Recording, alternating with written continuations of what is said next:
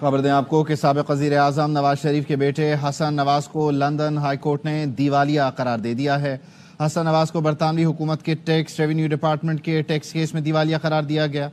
हसन नवाज को 2023 के case number 694 में दिवालिया करार दिया गया है। लंदन हाई कोर्ट की जानिब से हसन नवाज से मुताल्लिक केस 25 अगस्त 2023 को फाइल किया गया था, जिसमें लंदन हाई कोर्ट ने उन्हें दिवालिया करार दिया है। साबिक़ वज़ीर आज़म मियां मोहम्मद नवाज शरीफ के बेटे हसन नवाज को लंदन हाई कोर्ट ने दिवालिया करार दिया है। रेवेन्यू डिपार्टमेंट के टैक्स केस में उन्हें दिवालिया करार दिया गया है। केस नंबर 694 में उन्हें दिवालिया करार दिया गया है और ये केस 25 अगस्त 2023 को फाइल किया गया था। फरीद कुरैशी हमारे साथ हैं, उनसे मजीद बात कर लेते हैं। फरीद बताइए।